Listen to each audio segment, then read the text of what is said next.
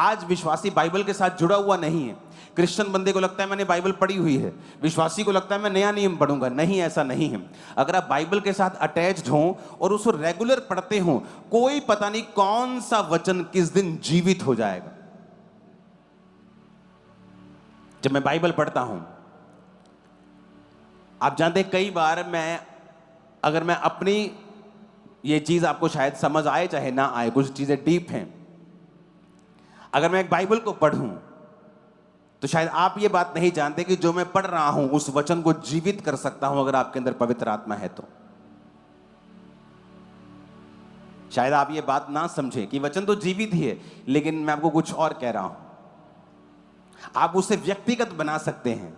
एक वचन लिखा है कि परमेश्वर ने कहा धर्मी का वंश बचाया जाएगा, लेकिन अगर आपके अंदर पवित्र आत्मा है, आप प्रभु की प्रेजेंस में हैं, और अगर आप वो वचन पढ़ लें, उसे व्यक्तिगत बना लें, आप जीवित कर सकते हैं और एक बच्चा पा सकते हैं परमेश्वर से। मेरी बात समझ आ रही है कि नहीं? जीवित कर सकते हैं आप वर्ड को। मैं मेंटरशिप मीटिंग में अगर जा रहा हूं तो मैं उन वचनों को पढ़ूंगा जो मुझे चाहिए, और उन वचनों को लेकर मैं जीवित कर सकता हूं, उनकी लाइफ में ज्वलंत कर सकता हूं, काम कर सकता हूं उन वचनों के द्वारा। कितने मेरी बात को समझ रहे हैं? कुछ चीजें डीप है, अगर मैं इनको समझाने लग जाऊंगा तो आज के टॉपिक से हम हट जाएंगे। परमेश्वर यीशु मसीह ने वचन को जीवित किया, जो लिखा हुआ था कि यहोवा का आत्मा मुझ पे है, उसने सुसमाचार सुनाने के लिए मेरा अभिषेक किया। लेकिन जब जीसस ने पढ़ा, वो जीवित हो गया, व्यक्तिगत हो गया और जीसस के लिए हो गया। तो जो व्यक्ति विश्वासी जो है, जो अगर वचन के साथ जुड़ा हुआ नहीं है, तो उसे बहुत सी चीजें मिलती नहीं। क्यों? क्योंकि अगर आप वचन के साथ जुड़े हुए होंगे, कोई पता नहीं कौन सा वचन आपके दिल में हिट कर जाए। जीसस के वचन में लिखा है,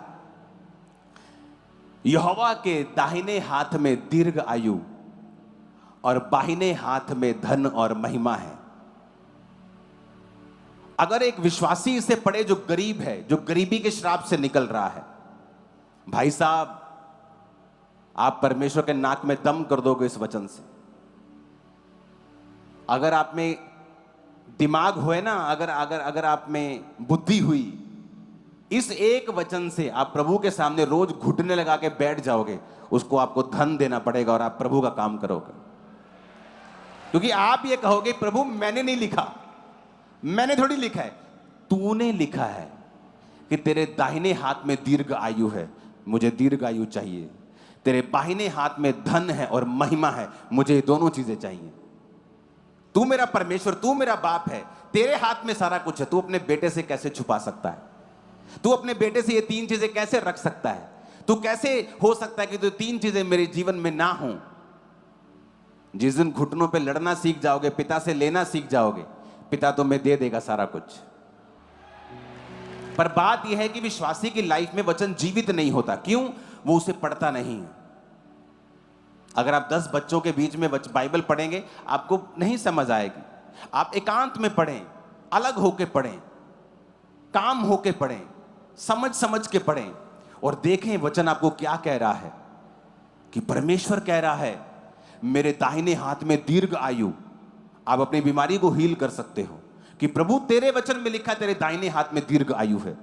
अगर तेरे दाहिने हाथ में है तो किसके लिए है? मेरे दुश्मन के लिए नहीं, मेरे लिए। मुझे चाहिए, मुझे चाहिए। आप दिन रात इस वचन से प्रार्थना करने लगते हैं। जब दिन रात वचन से प्रार्थना करने लगते हैं तो परमेश्वर का वचन खुद कहता है कि अगर तू दिन और रात मेरे नाम की दुहाई देगा तो मेरा पिता तुम्हारा न्याय जल्दी चुकाने के लिए आएगा और देर ना करेगा। पर बात यह है कि वो एक पर्सनल रिलेशन पे निर्भर करता है।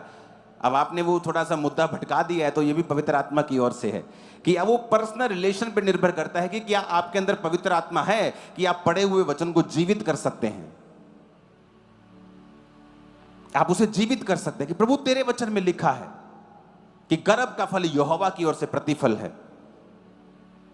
अच्छा, गर्भ का फल यहोवा की ओर से प्रतिफल है कि यहोवा उसे देता है, तो मेरे जीवन में क्यों नहीं? आप फाइट करते हैं, आप प्रेयर करते हैं रोज, आप 8 साल प्रार्थना करते हैं एक वचन से, भाई साहब प्रभु को आपकी सुननी होगी, वो आपको गर्भ को खोलेगा। वो कितने मेरी बात को समझ रहे हैं? वचन को जीवित करना बहुत जरूरी है।